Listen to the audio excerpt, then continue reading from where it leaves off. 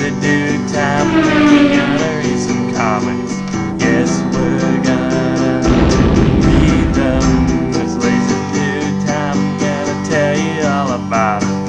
Let's all go and read them comics. What's up, everyone? It's your old pal here again, LaserDude99. So, what am I here today? Well, I am reviewing Wolverine Origins. I believe this is the Wolverine Origin number 1. It doesn't say number 1 or anything, but this is the first volume. Now, this book, for the most part, let me just say, I'm not a humongous fan of Wolverine, okay? I usually get tough of his tough guy ego, you know, come on, bub, let me gut you, or something. I'm usually tired of that a lot. And when my sister got me this for Christmas, actually, she got me this for Christmas, I'm like, oh, goody. But then I started reading it, and goes into, and I can see right away it's him as a child. So you're like, okay, this is interesting.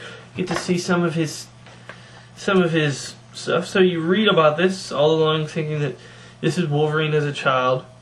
And then you get entirely whacked across the face and realize that wasn't Wolverine that you were reading about. And you just like, whoa, what the heck happened? This story takes a nice twist. And mostly you see this through the eyes of a girl named Rose. She's just a person that come to live at the Howlett Mansion.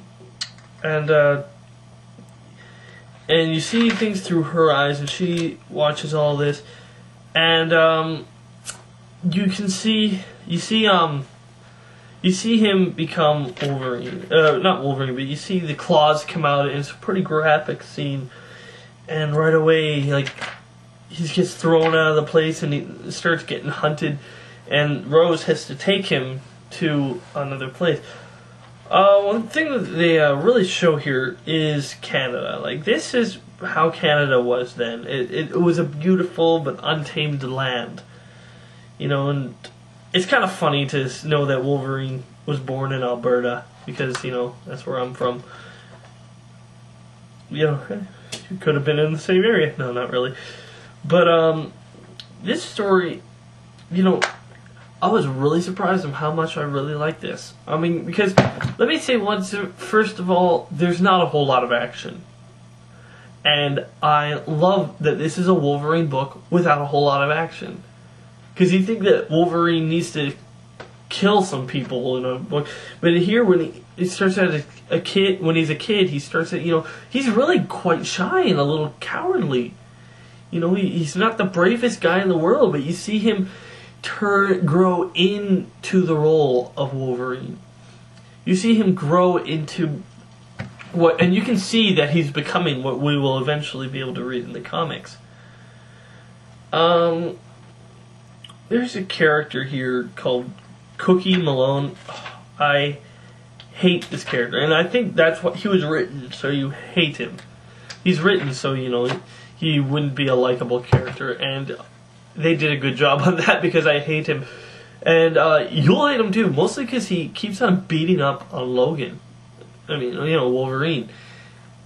And you're thinking, pull out the closet, gut the fat creep. But it's a real, okay, let me just say that this is a really good read. The artwork in here is really nice, and this is not an action-filled story. This is a character and story-driven story right here. And it is a really good intro to Wolverine and his origins. And how he got the way he is. I mean, it's one of my favorites. Well, no, this is my favorite Wolverine story. Because it's a character-driven, and you can see how he becomes the loner that he is, and you can see all of that. That's why I really like this. That it shows more why he became a tough guy. It shows why, not because nobody just becomes a tough guy all of a sudden, you know. And just because he he knows he has these claws coming out doesn't mean. And the reaction on people's faces when they do come out, and they are wooden. They're not wooden. They're bone claws. I was never a big fan of the idea of having Wolverine having claws beforehand, before the Weapon X, bone claws. I was really, mostly because in Wolverine or X-Men Origins Wolverine, the movie, they look so dumb. They look so like, oh look, I got bone claws. They look so stupid. But in this, they actually look kind of deadly, and they look really cool. And yeah, it's just the way these characters are written and all that, which makes this a really good read. If you're a Wolverine fan, pick this up. If you're an X-Men fan, whatever. If you're a Marvel guy, just pick it up. Pick it up. I'm not saying this is a must buy. You must buy it.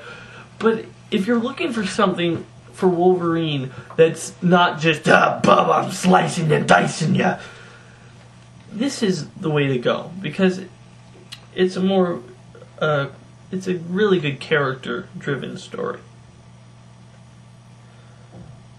So yeah, I wish the movies were like this. The movie was like this.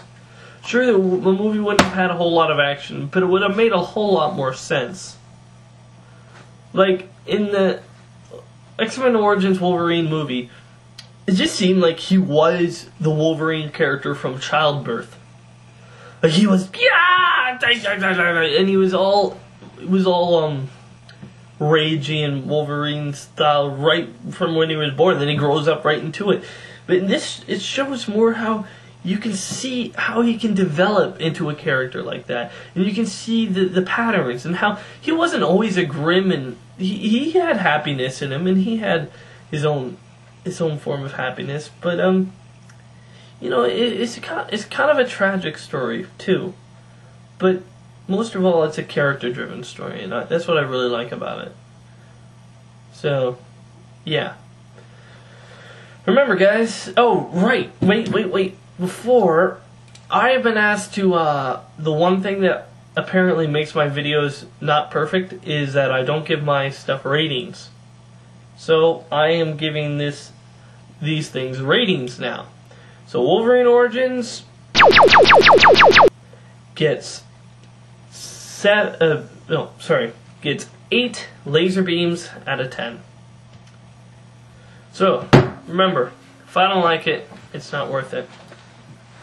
Oh yeah, and I did draw this back there. I did. So yes. Be sure to check out more of my other videos on my channel, and wait for more coming soon.